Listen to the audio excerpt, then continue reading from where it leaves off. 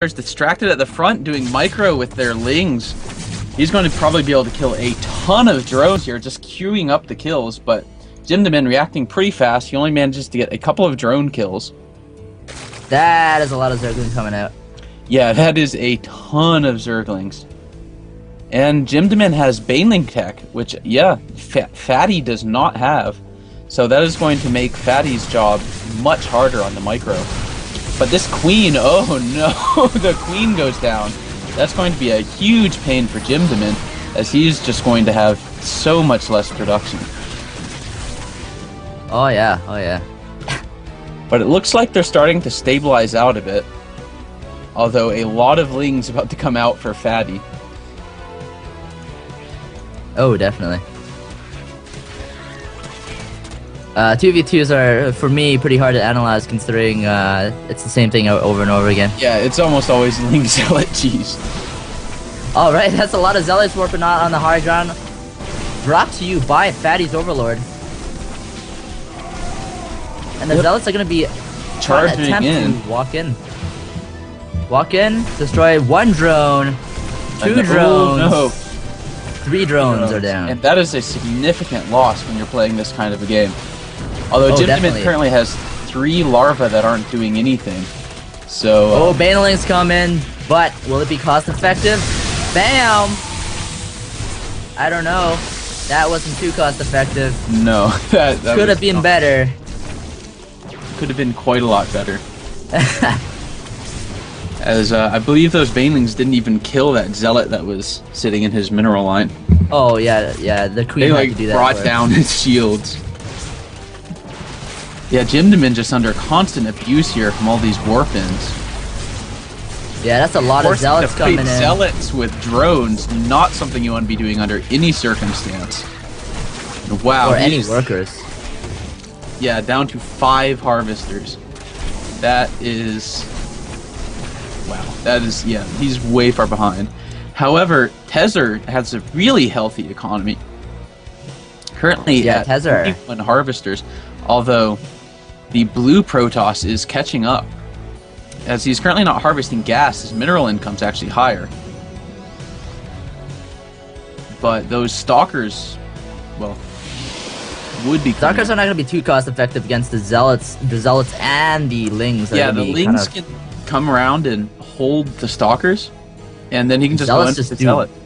Intense damage. Yeah, Lings are like force fields against a whole lot of units, really. I don't know about this. Rubik's is trying to sneak some Zealots into the main of Tezar. Well, is he going to do a lot of damage? Well, I don't think he really has to do warps damage, in. as they've pretty much already won this game. Yeah, and wow, I don't even think there was a GG. There was a GG. Oh, there was? Alright, yeah. I just wasn't paying attention. Okay. Watching Alright, so I believe Stanford University won this game, so congrats to Rubik's and Fatty. Sorry about that. Very nice.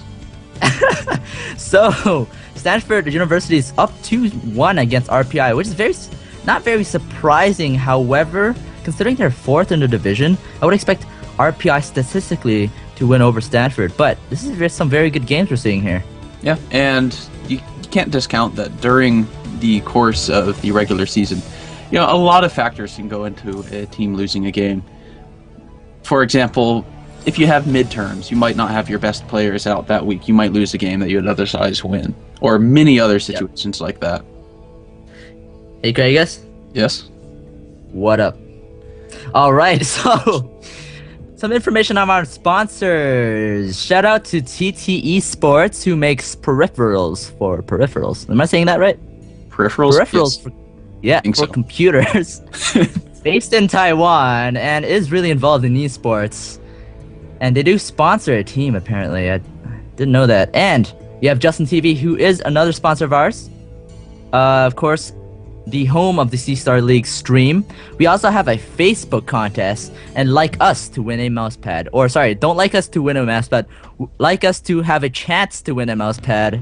Because if you like us to win a mousepad, I think that'll be pretty imba. Yeah, that'd be a lot of mousepads. Alright. Of course, we have TTE Sports, who is sponsoring about $2,000 of equipment for the grand finalists, and many, I believe they are also involved in the playoffs. And Justin TV is giving $1,000 of cash prize, or something like that, to us. Not us, but I mean the CSL. Yes. And if you don't know who Justin.tv is, I'm really confused as to how you're watching the stream. I have to say. They should need no introduction. Wait. What?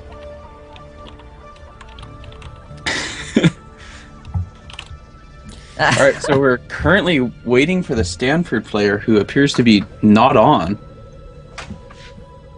Yeah. How do you, is he part of the clan TG? I So is it believe TG so. Insulator? Yes, that is, I believe, correct. That would be an extraordinary coincidence if his name actually just so happened to include a clan tag. Yeah. Remember? Okay, so for the viewers here, the University of Waterloo has a player named Kang Po, and what happened was that when he redid his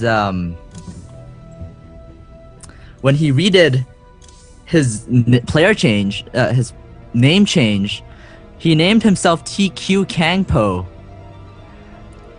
But he was supposed to be TG Kangpo, so he's going crazy how he can only have one. And then apparently he begged Blizzard to change his name back to TG.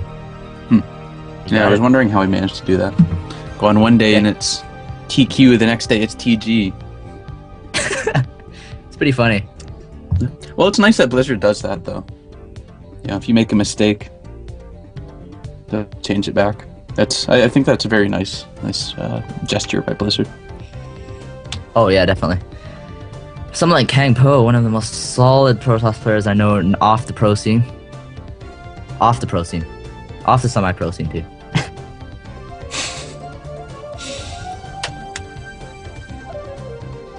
Alright, so we do have everybody in the game. Yes, we do, sir. So we should be getting started quite soon. Situation versus Insulator. Indeed. Hello, ladies and gentlemen. We are going to be starting our set 4 very soon between RPI and Stanford University. Stanford is currently up 2-1. So if Stanford wins this next one, they're off to the round of 16. But if RPI manages to win this one, they're going to bring it to the ace match.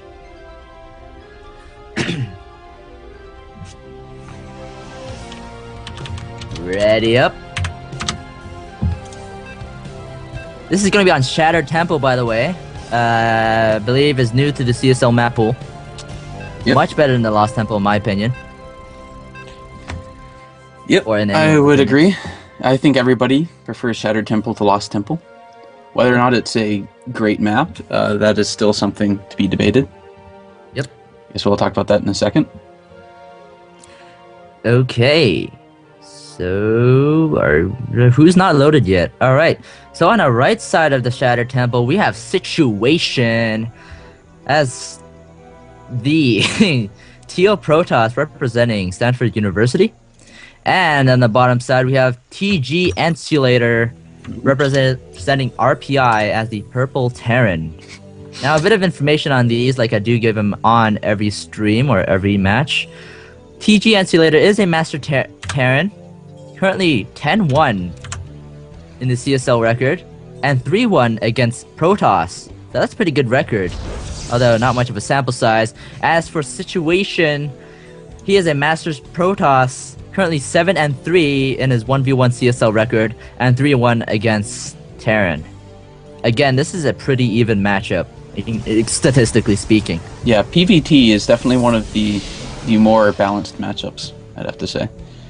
That and both players are pretty balanced. Yeah, and particularly on this map, the thing I was going to say that is really, I guess, the point of contention about whether or not this is a good map is this rush distance. The positions these players are in, close positions, still has a really short rush distance. Now for TVP, it's not a huge issue, but this was one of the largest concerns Zerg had with this map back when it used to be the Lost Temple, in addition to tank drops and Thor drops.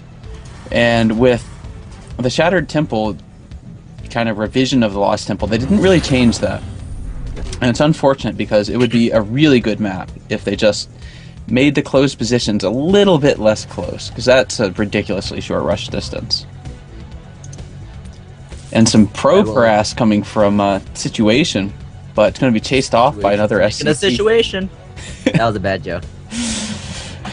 There's a situation of concern at the barracks with Situation. I don't know. I feel like really weird stupid. wall off from Insulator, I have to say. It's not too weird. Tech Lab's gonna go up and he's gonna finish it off with a supply depot. Well, that goes to show how much Terra and I play.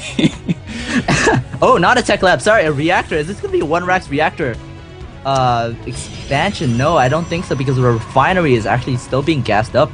And so Insulator, in the meantime, he's attacking Situation's gateway. He's actually done a significant amount of shield damage to it.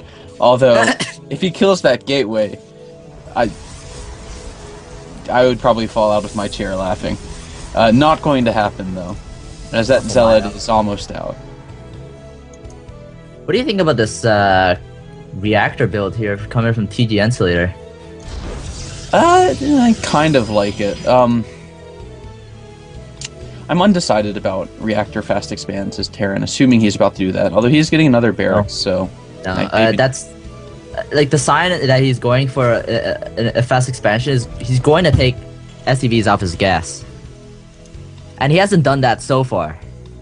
So he's definitely going to get stim with the second barracks. Yeah, if he's planning to do some sort of early aggression, like a 3-Rax, I would probably get the Tech Lab first, particularly now, if he wanted to do a stim timing, since stim is so much longer to research with patch 1.3.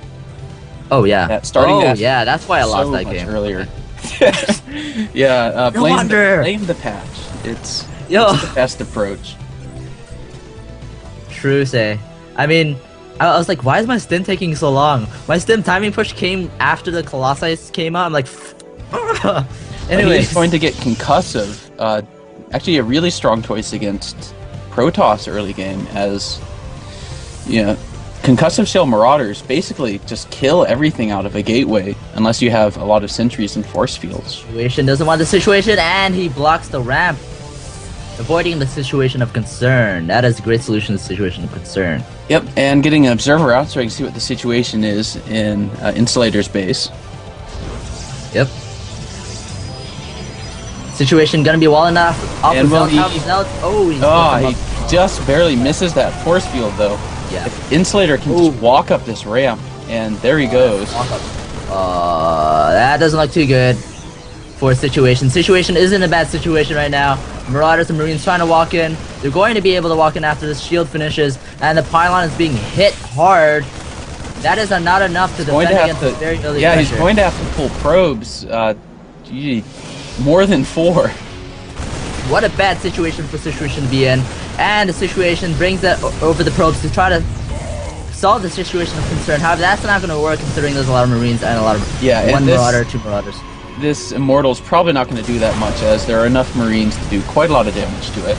And there are only 2 Marauders. Although they're now... Oh yeah, the situation's not very good for the Situation. And that Marauder is going to be targeted down. And not going to be able to escape considering the concussive shells are pretty damn good. Yeah, I don't think that Immortal even really got... He might have killed a Marine. And the Situation...